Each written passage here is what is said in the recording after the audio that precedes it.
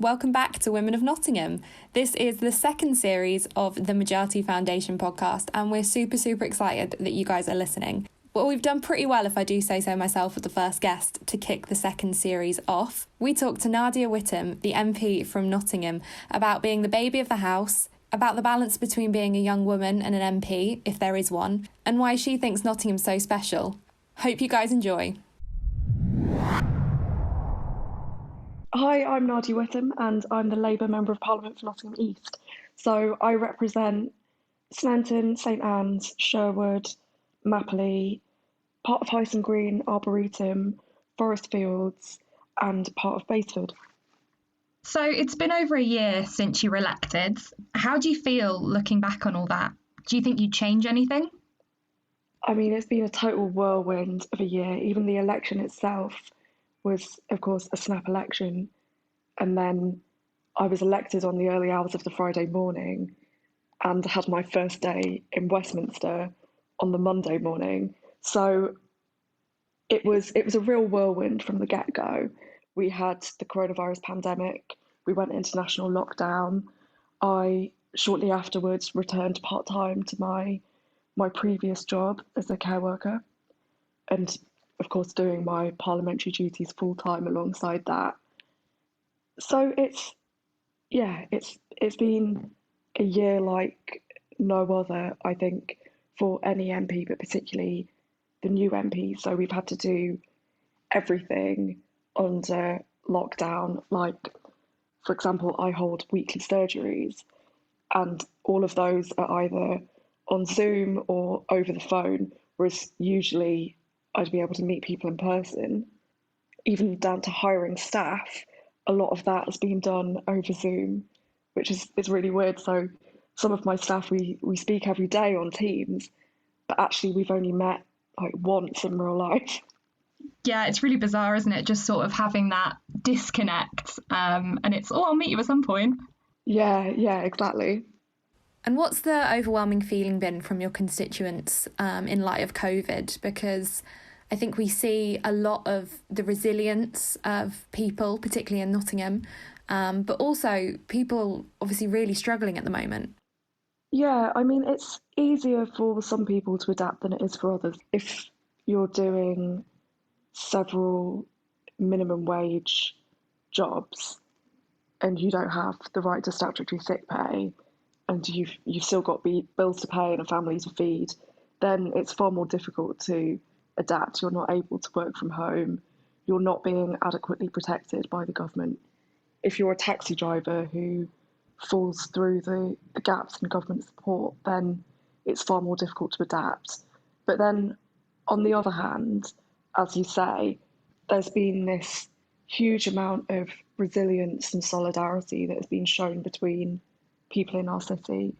So like the mutual aid groups, the Robin Hood Fund. How did you go from being sort of a quote unquote normal 20-something in Nottingham to a nationally recognised politician? And how have you dealt with that? Because that's an incredible shift from a year ago, right? Yeah, it's huge. And it all sort of happened overnight, which was a real shock to the system.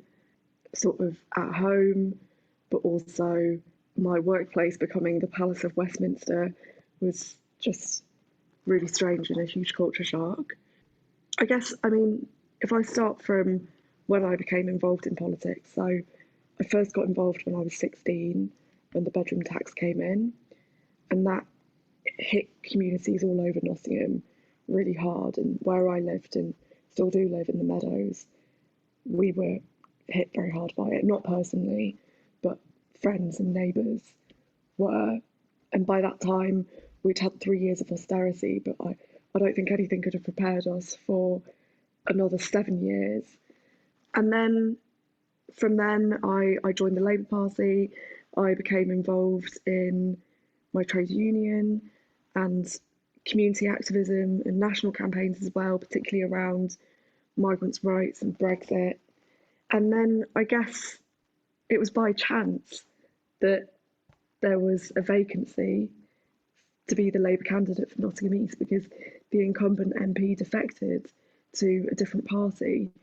So I stood for the position, and I'm really proud of the campaign that we ran. Actually, it was a campaign that involved a lot of people from Majatu and the Phyllis Youth Association and people from all over the community.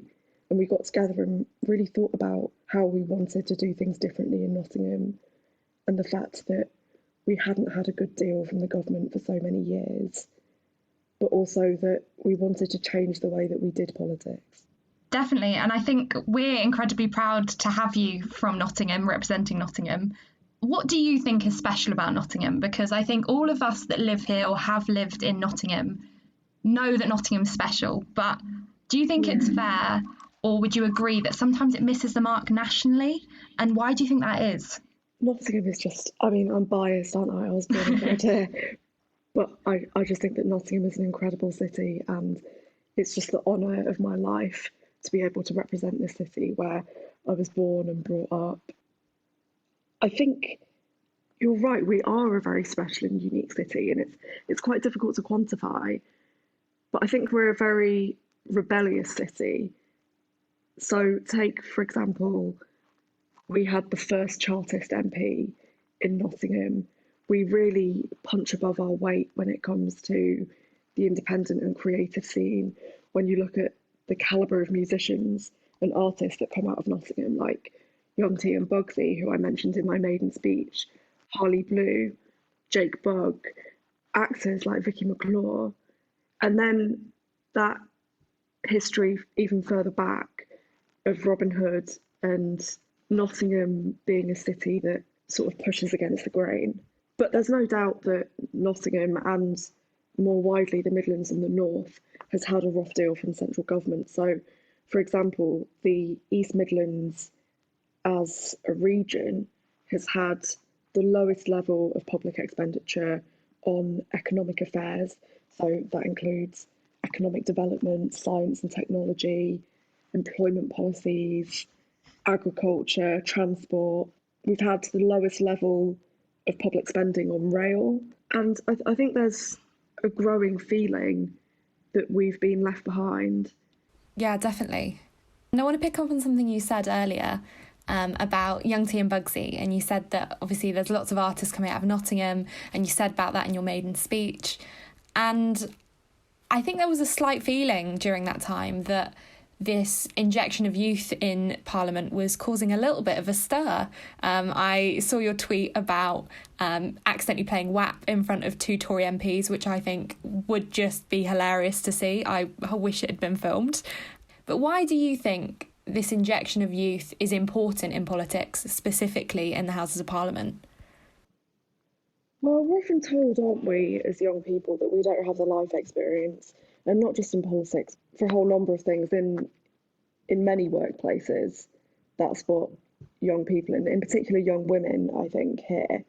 But the truth is, we do have the life experience. We just have a very different set of life experiences. And our generation has been defined, I think, by the decisions made by post-2010 governments.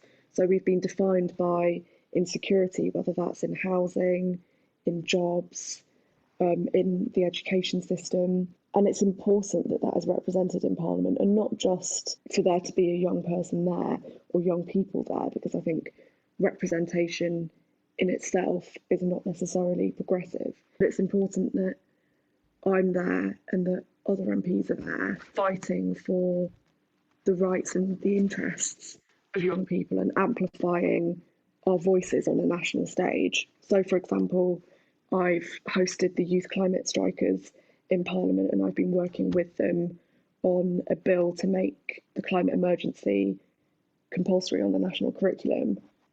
And you mentioned there about representation. So you're from a South Asian background originally. There are record numbers of openly queer MPs in Parliament currently. Do you think that's enough? And if we talk about representation, what does that actually mean? I think that in itself doesn't necessarily mean anything for the future of politics. We could have a whole chamber of people from minority or marginalised backgrounds, but what matters is the policies that we're pushing forward in our politics.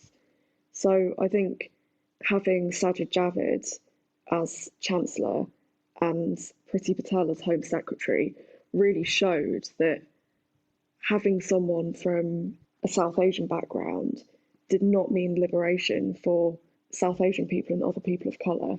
It was Priti Patel who was perhaps most brutally enforced the hostile environment. And that's why we need to be looking not just at representation as an end in itself, but as a means for liberation. So creating policies that will liberate the most marginalised in society and not just do things for them, like increasing wages, even though that's important, but also actually giving people power in their lives. So take social care, for example. That's something that has been underfunded by, well, it's been chronically underfunded for over a decade. It's had 7.7 billion cut since 2010. But the problem with that is not just one of funding, it's the fact that it's been privatised and fragmented, and the trade union density in the social care workforce is very, very low. So we need a social care policy that is written by the real experts, if you like, social care workers, service users, for want of a better word, the wider public. And that's what I mean when I talk about putting power in people's hands, not just tinkering around the edges, but really fundamentally changing how our society works. And I think when you look at where you came from in politics, that trickles throughout. So obviously you said you got involved in grassroots areas, and it seems very clear speaking to you that everything you're doing is for your constituents, which of course is what it should be, but not necessarily what always happens. Yeah, I mean, it feels weird to receive any praise for that, because that is my job, and that's what I'm so privileged and honoured to be able to do. It's been amazing this year to be able to meet with and have conversations with all sorts of grassroots organisations in Nottingham, like Fearless Youth Association, of course, who I worked with long before being elected. I met the other day with Helping Kids Achieve, which is another youth group. The Next Gen movement, who were just incredible, phenomenal women about the same age as me, who organised the Black Lives Matter rally back in the summer. And I'm really looking forward to meeting with so many more groups like that, and just being able to give a platform in Parliament to what they're already doing in our community and in our city. I think that's an important point to make, that politics isn't about one person at the top having the answers. My job is almost to pass the mic. I don't have all the answers, and I won't get everything right, and I'll never pretend to. But I really do believe that together we can fight this government and we can overcome the rotten deal that we've been dealt. And you said there about not having all the answers. And while I think that is an obvious thing to say, no one should have the answers for everything, that would be insane. But it's something we don't often hear, particularly from MPs and particularly from people in places of either power or places of sort of particular interest. And I think particularly as women sometimes, if you make a mistake in a high-powered role, you are then sort of branded by that forever in a way that I think men aren't so much. Yeah, exactly.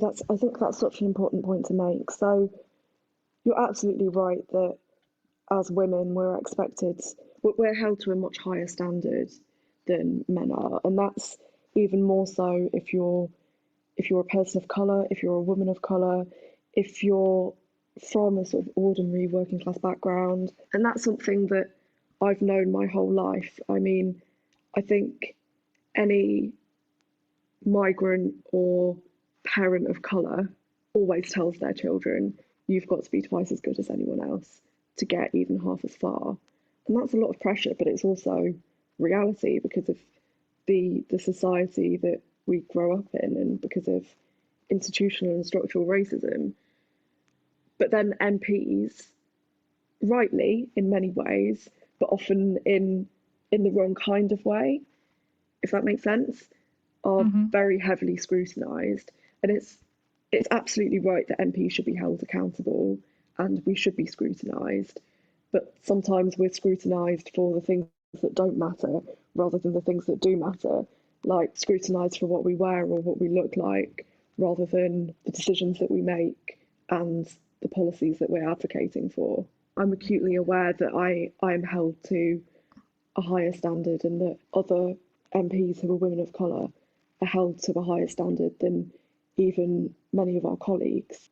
Have you found with either the media or with just general social media that you have been commented on or judged because of appearances, because of what you wear and things like that? Oh yeah, I mean, yeah, quite often. We've got an inbox that's just for like abusive correspondence, which I don't look at. I'm very lucky that my team just deals with that kind of thing. But of course, it does take up time out of the working day that we could be spending on dealing with constituents' real problems. And do you think that's something that would rightly put off women of colour or people of colour or women in general, whoever it might be, from going into being an MP? Because perhaps maybe they haven't seen themselves represented before someone like you took your office. How can we support these people in these positions if there is so much abuse around?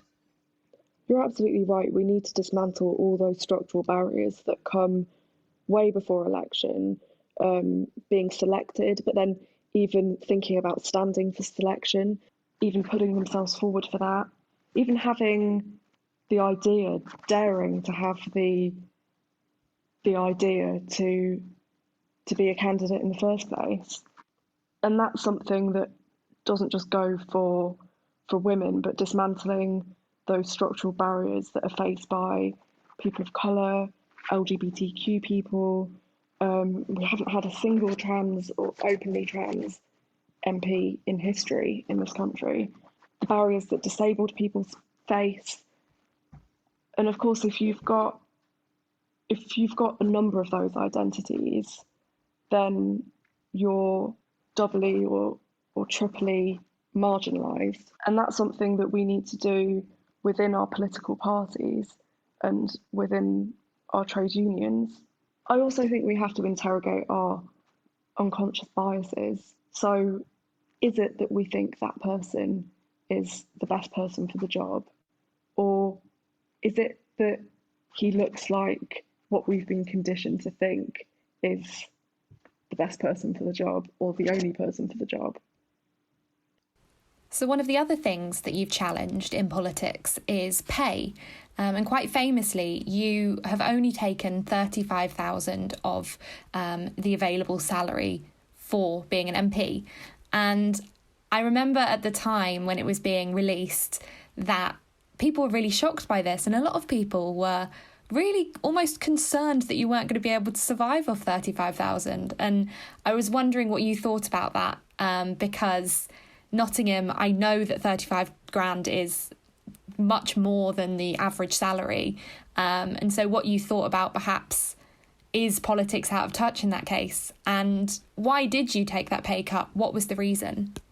Yeah, exactly. Some people said to me at the time, like, have you really thought this through on how you're actually going to survive on that?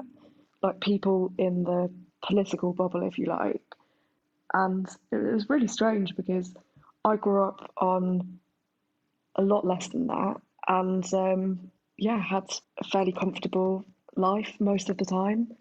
It's certainly enough for me to be able to get a couple of takeaways every week and go on holiday every year. It's considerably higher than the average Nottingham wage, which is very, very low. So the reason that I decided to do this was that for me it's a representational principle, that I entered Parliament as a workers' representative, and it's important for me not to be on a salary that materially separates me so vastly from the people I represent. And I also wanted to be able to practically contribute, so to be able to share my salary with trade unions and workers who wanted to go on strike, or organisations in Nottingham that were providing a service in the face of austerity. So the organisations that I've been able to share my salary with are POW, the Prostitute Outreach Workers, St Anne's Advice Centre, which organises debt advice, financial help, clothing, assistance with food, digital training for people who have been subjected to poverty, and also 2 couriers unions, so the IWGB and ADCU, so that they basically represent delivery riders, Uber drivers, other couriers and drivers, so that they would be able to go on strike or use it for whatever organising they want to use it for. And all of these organisations are ones that do so much for my constituents and just greatly inspire me, because they're not top-down organisations that sort of see people as like passive vessels. They empower people to do things for themselves.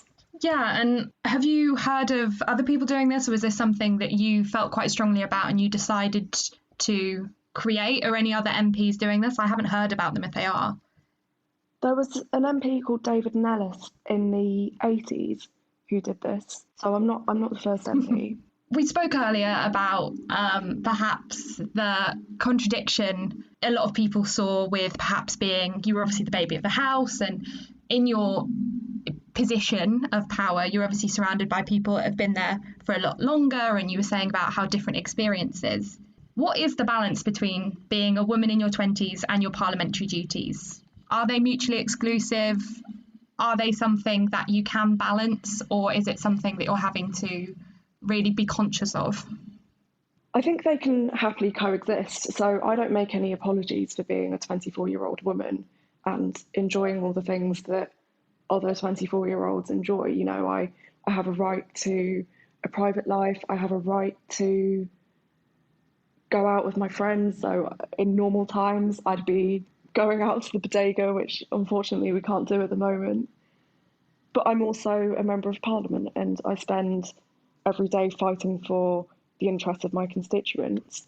And I'm very glad and feel very privileged to have been able to hold weekly telephone surgeries for constituents and actually be able to practically help with some of those problems that are as a result of government policy, like people having their benefits cut, people finding themselves homeless or in insecure housing, people who have insecure immigration status and are being threatened with deportation. But I think that there's this image of politics as being sort of suited and buttoned up and very authoritarian. And we're almost told that if you're interested in clothes or makeup or going out and having fun, that makes you less of a serious politician. And it doesn't. Everyone has a right to be happy and has a right to joy. And actually, I think that's what socialism is. We want to create a world where everyone can have that right to joy and not be worrying about being evicted from the fourth private rented property that they've lived in this year, or being on a 0 hours contract and not knowing whether they're going to get work that day or that week. And I'm really glad to hear that, because I think it is a really dangerous rhetoric when you hear that. Say an example yourself, say you were spotted out at the bodega, and I can see the news articles of, oh, not taking a job very seriously, or look here, out gallivanting. And it's like, well, no. It's pretty ageist, isn't it? Yeah, 100%. And also probably a bit classist as well. If my hobby was playing golf and I spent my whole weekend playing golf, no one would bat an eyelid. I think also it's a case of people sort of adjusting to a status quo, and a case of not really being used to seeing that from your local MP, when actually it doesn't really matter what they do on their Friday evenings. It's what they do to sort of represent their community. Yeah, precisely. As it happens, I haven't had a Friday evening free for at least 6 months. But as much as I say I have a right to joy, I can't remember the last day off that I had, and that's something that I need to be strict about myself with. Make sure that I have a day off. Do you find it hard balancing everything that you need? It's such a strong sense of duty, I feel, that you have. Is that very hard to switch off? Yeah, I do find that hard. It's something that I need to get better at because it's not sustainable to be working every day. But yeah, I think it's important for all of us, particularly during COVID, when it's easy when your work is at home to just become totally consumed. And I think it's important for all of us to be able to take some time out and reflect and to remember to look after ourselves and our well-being. So what's coming next for you? What are the goals for the coming year, either for yourself personally or looking at what you can do for Nottingham East? This year, my priorities are fighting the cuts that have been imposed on Nottingham by central government, because that's going to have a huge impact on people's lives, whether it's their jobs or the local services that they're able to use. The other one is building back after COVID. This is something that I'm extremely concerned about. I'm very worried about the sheer scale of job losses that we're set to face. And one of the things that I'll be organising is a job summit in Nottingham together with trade unions and other local representatives. And then nationally and locally, another huge issue, which has been somewhat overshadowed by the coronavirus pandemic, but is at least as serious, is the climate crisis. So we've got COP26 this year, which the UK is hosting, and this really is our last chance it's the last chance to solve the climate crisis. So that's a huge priority for me, and I've been meeting with lots of community climate groups like Climate Action Nottingham, Extinction Rebellion Nottingham, Green Hustle, which I was really pleased to be a part of back in the summer, and thinking about the kind of radical action that this government needs to take to combat the climate and ecological emergency. And it also ties in with building back after coronavirus, because we need to make sure that this is a recovery that works in the interests of working class people. So it's not one that is paid for by working class people losing their jobs or through austerity. And B, we need to make sure that it's a green recovery. And those two things should work together. We need to be investing in, well, as the Labour manifesto said in 2019, 1 million green new jobs. Say there is a young girl listening from either side of the political debate, and she is listening and just going, I don't know how I get from here to where you are. Maybe she's been told she's too ambitious, maybe she's been told that she's too loud in a room, or whatever it might be. What would you say to her? That's a really good question. I think I'd say don't let anyone else tell you who you are and what you are. You know who you are, and you know what motivates you. So focus on that, and whatever it is that you're already doing, because I'm sure that you're already doing a lot, whether it's at school, at college, in your workplace, keep doing that. And also have a look at what else is happening in our communities and in our city, and how you can get involved in that, and how you can be part of building that solidarity, because it's important not just that we sort of do our own thing and our own projects, but that we're part of that wider struggle, I guess. And something I ask everybody that is on this podcast, and people always struggle with it, so we'll see what you come up with, is what do you think the most remarkable thing about being a woman is? Yeah, it's a tricky question to answer, isn't it? Because there are so many different ways to be a woman. A woman looks like so many different things. But I think for me, it's the sisterhood and the solidarity that I've I've felt with other women. So whether it's people like Valentine Lokoyo, who runs Majatu, or there's an amazing woman in Sneinton called Cheryl Marshall, who runs these exercise classes for women, and they're very non-competitive and very much sort of about building people's self-esteem and well-being, and she's just amazing. Bo Olawoye, a local artist who uses art to bring about social change. And then other women in my life, my friends, whether they're from school or college or my former colleagues, women in the Labour Party and in my trade union. I think we've achieved an awful lot through that solidarity in history, but also in Nottingham. And I owe a lot to all of those women for not just for what they do for our community, but also for the personal sort of support that they've shown me. Thank you so much for joining me today. I really appreciate having a young woman standing up for Nottingham, standing up for what you believe in, standing up for people there. It reaffirms that politics doesn't have to be male, stale and pale, and actually you can be a sparky, bright woman and be just as powerful as any of the others in there. Oh, thank you so much. It's been a real pleasure, and I'm looking forward to working together in the future as well. And just before we finish up, I know you said that you are obviously incredibly busy, but in your downtime, have you got a certain song that you're listening to, a book that you're reading, or maybe a TV show that you're catching up on?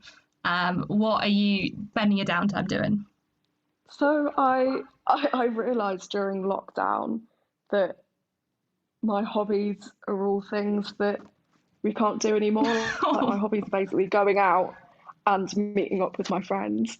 But yeah, I'm slightly embarrassed to say that in my downtime, I tend to just scroll through TikTok. I don't really watch that much TV. I find myself down TikTok black holes. I am actually rewatching Orphan Black. Oh, nice. Which I love. An awesome show about sisterhood as well. I know what you mean about TikTok black holes. It's just how have I been here for 40 minutes? What's happened? And like, how does the algorithm get you so right? I know. You look at it and go, oh, I feel seen, but also a bit attacked. Yeah. So there you go. If your local MP is watching TikTok and you go, I've been here for an hour, you can go, well, Nadia is as well. It's fine. And that was Nadia Whittome. Thank you for listening, guys. This has been the Majatu Foundation podcast, Women of Nottingham. Tune in next week for more remarkable women of Nottingham.